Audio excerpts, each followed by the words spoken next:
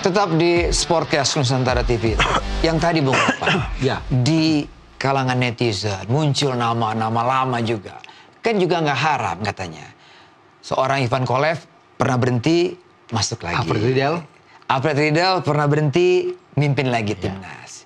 Kalau gitu, STY juga bisa dong menurut banyak orang. Tapi balik lagi nggak sukses juga kan, tetap gagal juga kan. Setelah balik lagi kan, baik yang terakhir dengan Riedel.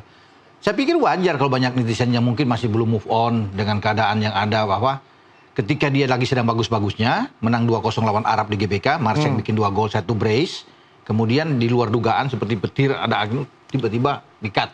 Itu yang membuat banyak orang agak napas, agak sesak juga. Waduh, ini ada apa? Padahal lagi bagus kan, yang tim. Kalau tidak ada pertandingan itu, kita tidak ada di putaran keempat. Kita tidak bisa melihat. Kita lawan Arab dan lawan Irak. Betul. Nggak bisa. Kuncinya ada di GBK. Ketika STY membawa tim ini menang lawan Arab. Itu kuncinya. Jadi kita jangan berpikir terlalu jauh kalau memang itu kan tiba-tiba kan. Setelah itu di Januari putus, PK masuk.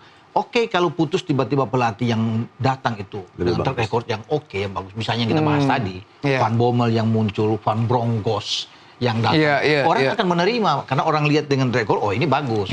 Sehingga kan Kluivert masuk, bahkan masa-masa lalu dia kan selalu diungkit kan, seorang pejudi lah dan segala macam kan. Nah, kalau bicara dengan STY, apakah kemudian STY ini akan balik lagi setelah Kluivert ini? Banyak yang ingin, wah kalau boleh balik lagi. Saya pikir sulit ya, karena dia juga di KBS di Korea Selatan dalam sebuah wawancara beberapa hari yang lalu mengatakan bahwa itu agak sulit buat dia untuk kembali. STY sekarang pemutusan kontrak juga kan oleh Ulsan. Ya sudah nggak bisa menangani. Tapi ketika juga ada, bahkan JJ kan kemarin saya dengar, saya lihat tuh coba menghubungi ini bagaimana, dia kaget juga, loh Indonesia lagi, begitu kan? Bisa Indonesia. Jadi sebenarnya dia tidak akan berpikir itu akan balik karena mungkin masih merasa trauma ya dengan keadaan ketika dia di Hajar saat itu tidak bisa melanjutkan untuk putaran berikutnya pada sedang baik. Jadi itu mungkin jadi pemikiran bagi STY, agak sulit ya untuk dia balik. Dan kalau bagi saya bukan soal apa, kita lupakan dulu aja. STY sama Kluivert ini, carilah pelatih yang benar-benar bagus. Itu yang baru, yang seger, tapi punya track record yang oke, yang punya CV yang mumpuni. Itu yang kita bahas tadi. Dengan pelatih-pelatih ketika masyarakat ini loh pelatih yang baru. Mereka kan akan buka, akan cek, ini siapa sih?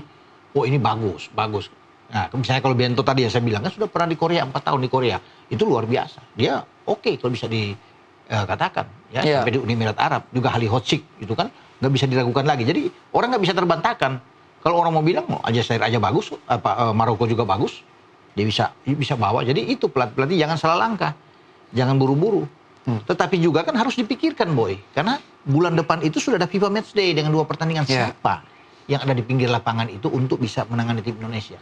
Kalau usulan Bung Peri siapa? Apakah ada caretaker atau ada pelatih sementara sambil menunggu? Tadi jangan terlalu cepat, jangan terlalu terburu-buru, akhirnya kita salah. Siapa Bung?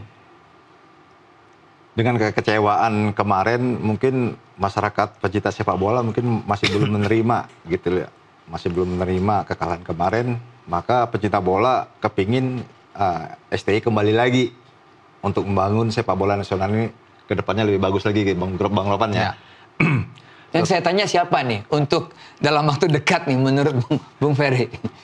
Ini agak sulit gitu ya. Kalau untuk pelatih sementara ini agak sulit. Tapi ya PSSI juga yang saya katakan tadi, jangan cepat ambil keputusan. Carilah benar-benar pelatih yang benar-benar buat tim nasional ini maju dan punya prestasi. Kalau Bung Ropan?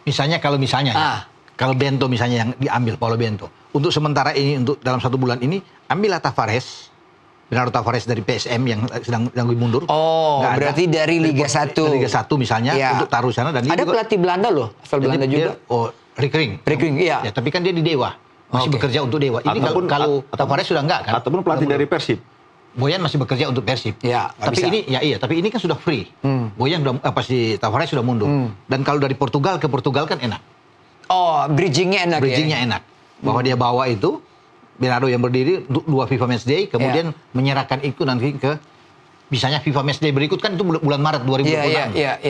Kan FIFA Matchday itu ada di November ini, bulan Maret, ada bulan Juni, bulan September, Oktober, dan bulan November di 2026. Nah, bisa saja misalnya Bento datang di bulan Maret atau di bulan Februari.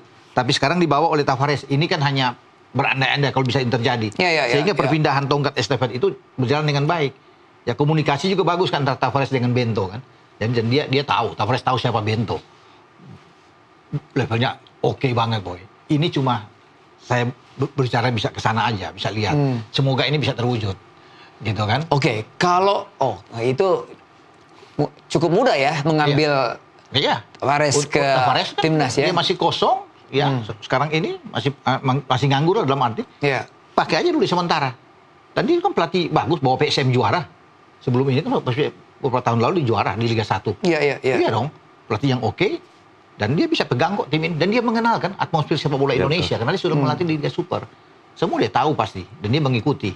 Sambil PSSI menjajaki yang kita bilang tadi. Jangan buru-buru untuk ambil pelatih. Dan coba melakukan kontak dengan Paulo Bento.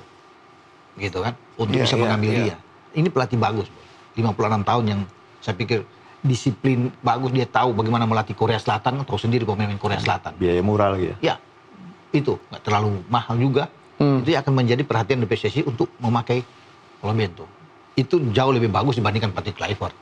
Bung Peri punya nama lain mungkin? Saya rasa kalau nama lain saya cocok dengan Bang Ropan kayak.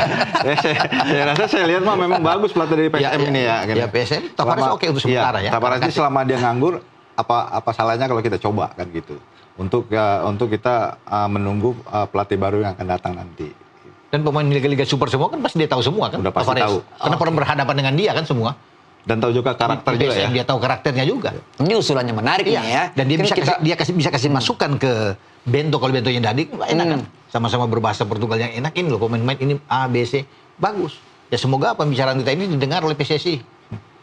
Ya, kan? Ada catatan-catatan lah ya. Dan coba buka data dari Paulo Bento. Pasti oke. Dan masyarakat akan melihat. Nggak mudah loh menangani Korea 4 tahun, 2018 ke 2022. Ya, artinya budaya Asia pun dia tahu. Dia kan orang pingin dan dia juga orang Eropa yang bisa berkomunikasi dengan Jai dan kawan-kawan sebagai kapten. Betul. Jadi itu yang paling penting. Jadi dia bukan orang baru. Kalau Kluivert ini kan masih baru di Asia tuh. Di mana yang ditangani sepak bola Asia? Negara mana? Kan itu. Kalau Bento ini ada 2 negara. Korea Selatan bagus, dan juga dengan Uni Emirat Arab. Asia semua. Sekarang lolos ke putaran kelima kan? Menghadapi Irak kan di playoff. Jadi memang Asia semua dan bagus. Dan dia baru Maret kemarin dia berhenti dan bisa dipakai. Saya pikir PSSI coba untuk bisa melakukan nego-nego dengan dia, ya karena memang bagus, ya. Dan cocok logi kita kalau dengan Tavares kan, kalau dia bawa ini di FIFA Matchday untuk bisa berganti, semoga ya bisa ada. Tapi bukan berarti dia harus diambil, tapi ada banyak kriteria lain juga tergantung PSSI kan. Betul. Di antaranya saya bilang tadi dengan Halihosik juga bagus. Yesus Casas juga oke. Bisa tinggal dipilih gitu. Cuma saya kok lebih feeling ke Paulo Bento. Saya nggak tahu apa, tapi tiba-tiba saya kepikir ke dia. Ini kepikiran baru atau memang sudah kepikiran dari kemarin? Kepikiran hari ini. Luar biasa. Kepikiran hari ini. Ya kan? Karena setelah saya buka data tadi dia sempat disinggung soal Indonesia. Tapi kemudian hilang. Setelah saya sampai di tempat ini di NTV, saya buka lagi dia hilang Indonesianya. Hilang Indonesia. Di statistik dia untuk jadi pelatih, setelah dia terakhir dengan Uni Emirat Arab, pelatih 2025 sampai next itu tercantum Indonesia. Oke? Tapi setelah sampai sini saya coba untuk konfirmasi lagi untuk membuka, hilang itu di 2025. Gitu. Bung Peri. Udah dilihat ya pelatih-pelatih banyak ya, kita belum bisa menentukan. Ini kan nama-nama yang muncul ya. Bagus nama-nama yang muncul. Iya, betul. Iya, buat para pemain ya seperti Anda. Mungkin juga melihat bahwa pelatih itu tidak hanya sekedar dia tahu melatih, tapi tahu juga PDKT ke pemain. Bukankah begitu?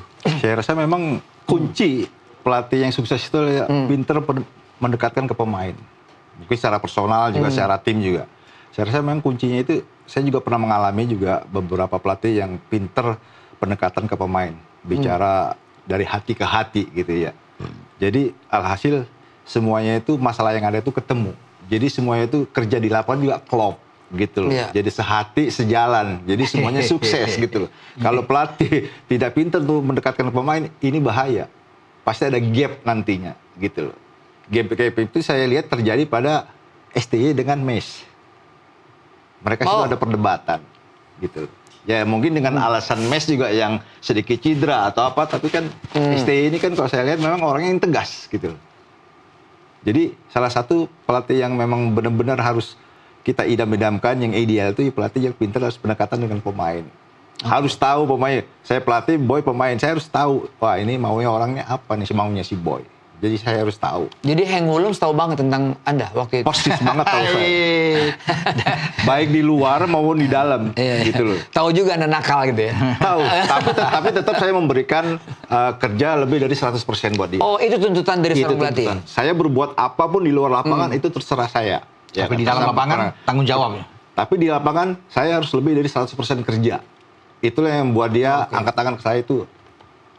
Iya, iya. Berarti beyond ya, melebihi ekspektasi dari seorang pelatih, apa yang harus dilakukan oleh seorang pemain. Iya, dan saya kembali ke Bento tadi, Boy. Coba putar lihat, itu pelatih yang beda gayanya dengan STY atau dengan Kluivert, ya. Dia begitu energik, sama kayak kalau kita nonton Pep Guardiola atau Diego Simeone, model seperti itu. Atraktif, atraktif di lapangan, teriak terus, bisa kasih semangat pemain di lapangan. Jadi itu yang kita butuh. Pelatih bukan pelatih hanya dia pegang tengah gitu duduk. Dia kepingin kayak Simeone. Dan kalau gol tuh lompat-lompat teriak tuh, dia ke bench lawan tuh. Kayak Conte dong. Iya dong. Jadi kan pelatih itu kan enak, masyarakat juga, wah ini pelatih. Dan dia tuh paling pemain, ayo dia kasih semangat terus. Kalau dalam tekanan dia. Tapi Bang Robben ingin nggak Eriksen? Eriksen kan selalu begini. Iya. Tapi pelatih hebat juga. Bagus, iya. Zeman juga begini, tapi pelatih hebat juga. Cuma gagal di Inggris kan. Lippi juga cuma begini, tapi hebat juga, Bung. Tapi memang perlu pelatih seperti itu, yang mengenal budaya Asia dan berapi-api untuk bisa memberikan. Kan perlu untuk pemain itu oleh seorang pelatih bagus. Pendekatan kamar ganti juga bagus. Atau model pelatih Jepang sekarang, Bung. Moriyasu, Bung. Hajime Moriyasu. Serius? Iya kan beda-beda kan. Dan sangat teliti. Iya. Dan dia juga punya tim yang bagus memang. Itu pasti. Punya tim yang bagus. Dan saya pikir kalau seperti dia pelatih yang dapat, tapi kan susah untuk mencari pelatih seperti Moriyasu juga untuk bisa menangani tim kita. Dari Jepang juga banyak pelatih bagus. Tapi kembali kalau ke Bento ini, kan dia punya tim yang oke. Yang tim yang dia bawa di Korea Selatan itu pasti dia akan bawa lagi. Karena mereka sudah tahu. Berapa kita break, karena setelah ini saya mau menyinggung soal ketum ya. Ya. Karena ketum juga harus bertanggung jawab kan, Bung Robben? Iya, harus. Setelah pariwara berikut ini.